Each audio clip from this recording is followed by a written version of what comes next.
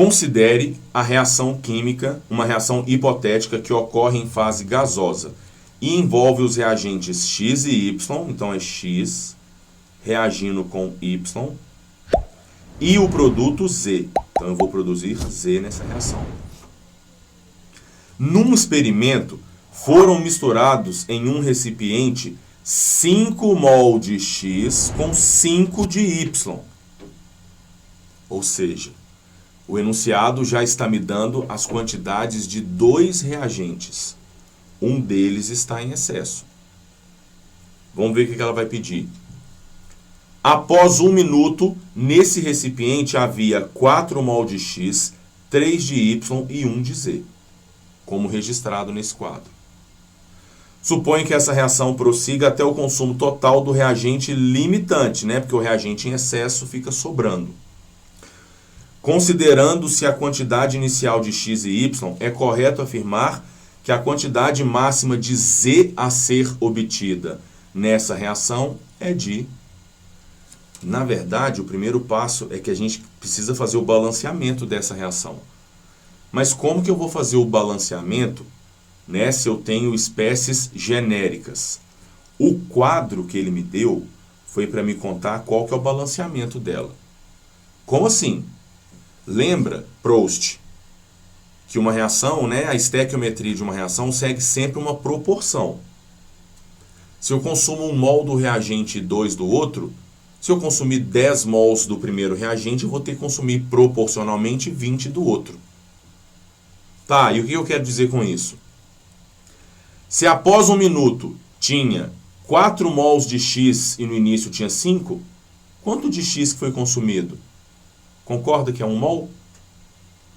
Se no início tinha 5 mols de Y e após 1 minuto tem 3, quanto de Y que consumiu? Concorda que foi 2 mol? Se no início tinha 0 mol de Z, porque ele é um produto que ainda vai ser produzido, e após 1 minuto tem 1 mol, concorda que foi produzido 1 mol de Z? Esse quadro foi só para eu saber qual que é o balanceamento.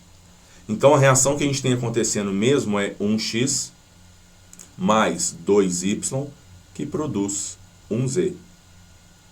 De modo que, para cada, é proporcional, para cada 1 mol de x, eu preciso de 2 mols de y para produzir 1 mol de z.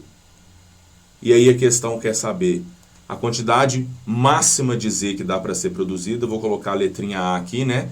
Que já tem muito x, y e z nessa questão. Partindo de 5 mols de x e 5 de y.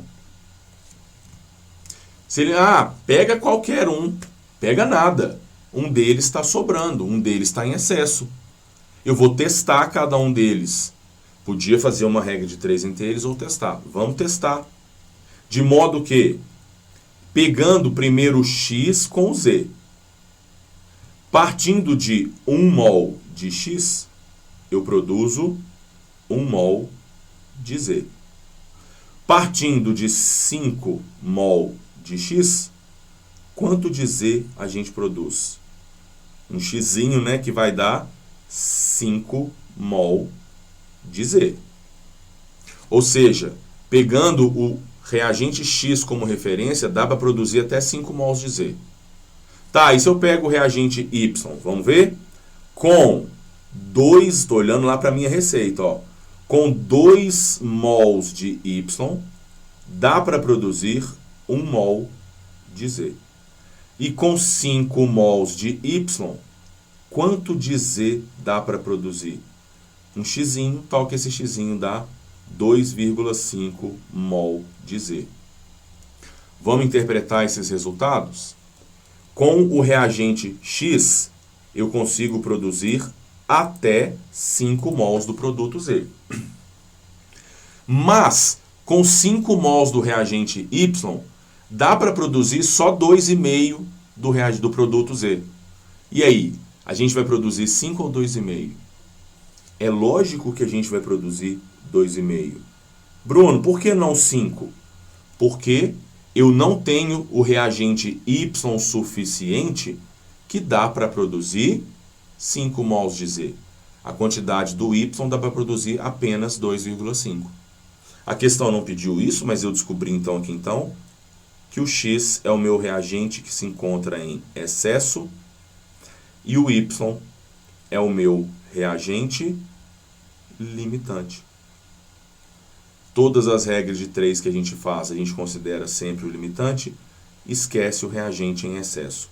Resposta, letra A, 2,5.